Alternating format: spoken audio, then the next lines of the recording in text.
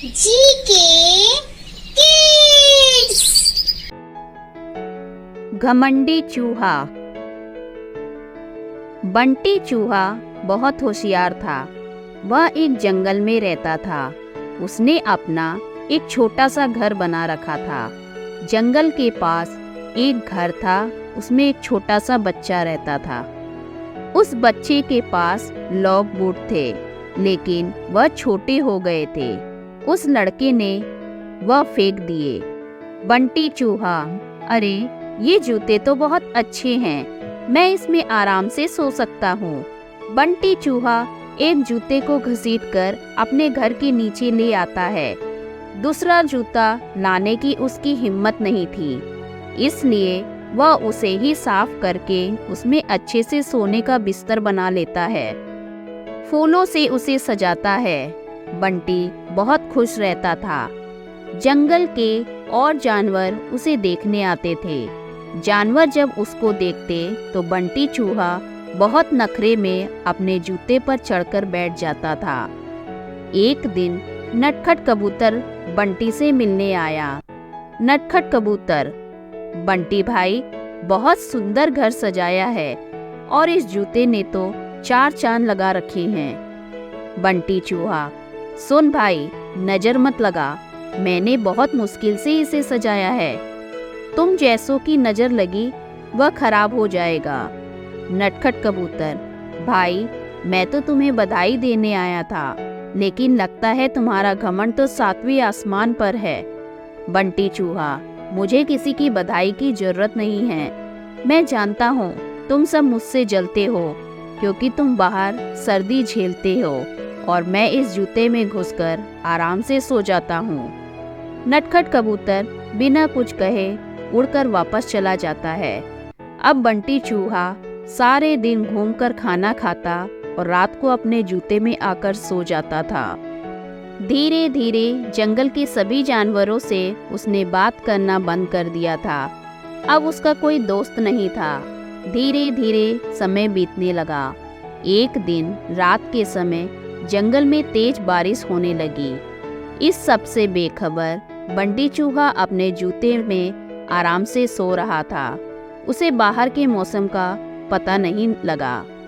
बारिश का पानी बढ़ने लगा। जूते के तले में एक सुराख था, जिससे पानी जूते में भरने लगा। कुछ ही देर में बहुत सारा पानी जूते में भर गया। तभी बंटी चूहे की नींद खुली, लेकिन तब तक बहुत देर हो चुकी थी।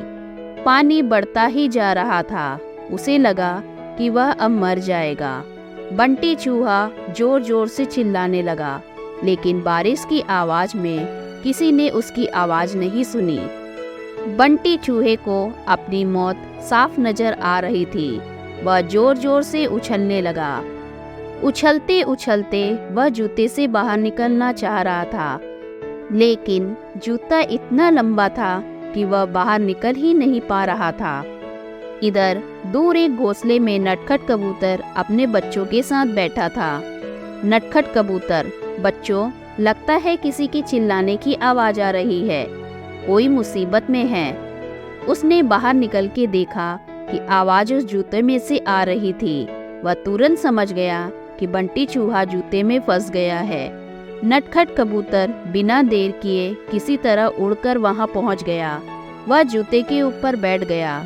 उसने देखा बंटी चूहा डूब रहा है। बंटी चूहा, कबूतर भाई, मुझे बचा लो, नहीं तो मैं मर जाऊंगा। नटखट कबूतर, क्यों? तुम्हें तो इस जूते के सिवा किसी की जरूरत नहीं थी। बंटी चूहा, भैया बचा लो, मैं घमंड में आ गया था। यह सुनकर नटखट कबूतर उसे अपनी चोंच से पकड़कर खींचने लगा, लेकिन बंटी चूहे का वजन ज्यादा था।